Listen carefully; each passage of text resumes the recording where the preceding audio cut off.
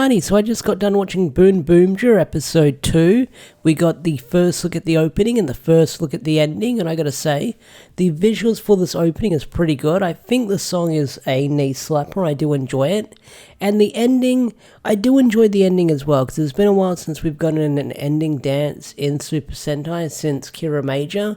There was opening dances in Don Brothers and Zenkaija, and King Oja didn't have one, which was different for a change. Like, King Oja did have a dance, but it wasn't used in any of the endings, but they did do it in some of the openings, I believe. And the song is really cool. I really do like the opening song, and I really do like the ending song because it's Rika Matsumoto, and Rika Matsumoto has a really, really good singing voice, and here you get to hear that again once again because she did the Ryuki opening, she did a lot of the Pokemon openings in the Japanese versions. If you haven't heard them before, go listen to those old school Pokemon openings, the Japanese ones like the Gold and Silver one, the Orange Island ones, like even the original song, they're really freaking good. Like, those are some really good Rika Matsumoto songs that I highly recommend checking out and giving a listen. They're on Spotify, they're probably on YouTube, but Rika Matsumoto has a really good singing voice, and here, the ending song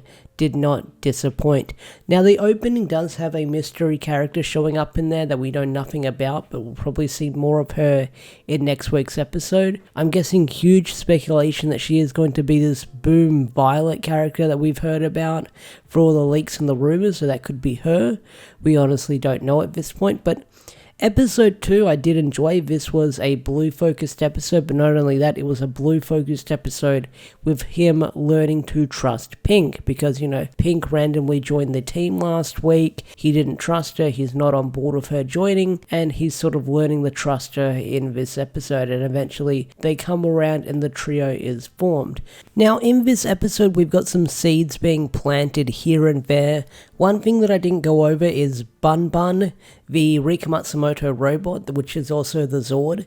We find out that that's an alien as well, just like the Hashilians, who are from an alien planet, and they're from the Space Mafia. So the villains are from the Space Mafia, and something that I did predict, or something that I did speculate, is they're working under a much bigger bad guy called Mad Rex, voiced by Levi and Trafalgar Law from Attack on Titan. So even though that Wano's over, it's good to see that that character or that voice actor is still getting work with Toei. So I guess that guy's going to be voicing this character for the next 50 weeks every now and again. But yeah, they work for a mysterious boss called the Mad Rex, and I'm pretty sure that he'll probably show up later down the line. Now, hearing that he's got a big menacing voice and the voice actor does have a lot of range, I can't wait to see that villain and what they look like. So their design does have me curious. So, like I said, one of the things I didn't go over in last week's review, two things I should go over, is that media I accidentally called Handle, but when everyone's got car puns in this show, you're gonna get them mixed up, I will say that, so I might just call the characters like blue, red, pink, and then every so often I'll call them by their like names once they get used to the show and I actually remember them all. Now, one thing I also did like about this episode is that Orange and Black have not joined the team yet, but they're still showing up here and there. So Black we saw in last week's episode, and Orange we saw again in this week's episode, where he's sort of helping Tyre out, and he's the one that bought out the dumpster, so he sort of works with everyone.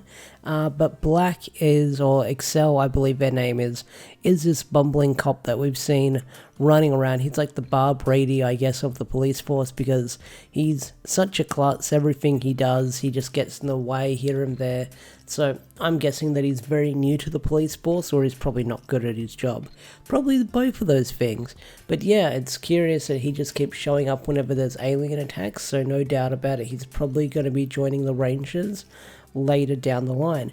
Now, the whole concept of this episode is, like I said, it's Mita trying to learn to trust, or eventually trusting Mira, whatever you want to call her, and eventually the whole concept of this episode is they have to deliver this secret file, this top secret briefcase, that's their delivery mission, which is something they do in this episode as well.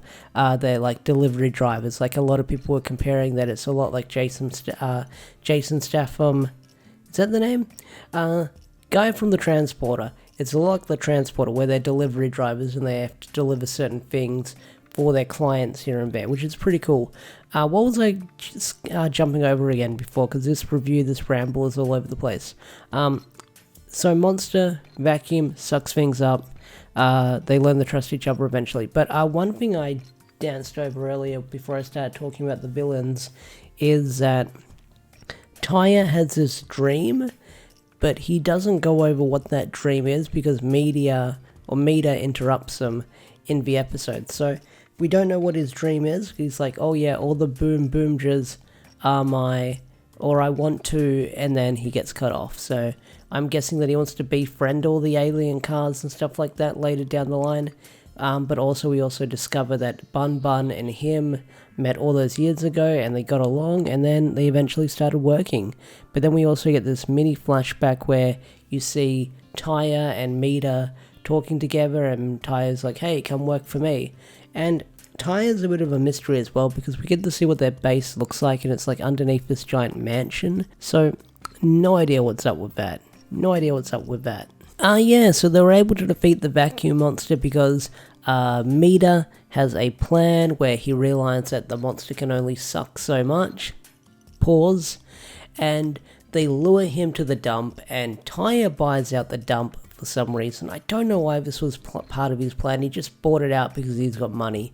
I guess that's what he does. He buys things. But he buys out the dump because the monster sucks up all the stuff, and that way they can sort of get the vacuum bag from it and then end up defeating the monster. And then they fight the monster in the robot form, which was a pretty cool mech fight. I did enjoy the mech fight that we got for this week. Really, really much enjoyed it. And then in the end, the top secret information they have to protect because it's government stuff, it's president stuff for elections. It's not any stuff that could cost him the election. It's a image or a photo of the guy who was in the election with a picture of him with an idol. And that's the joke. He likes the idol so much it was top secret. And there's the joke. So yeah, episode 2 of Boom Boomja was pretty good. I enjoyed it. I'm still going to keep watching it. I can't wait to see where the show is going to go next because we've still got to establish our team moving forward. So we've got to meet Orange, we've got to meet Black.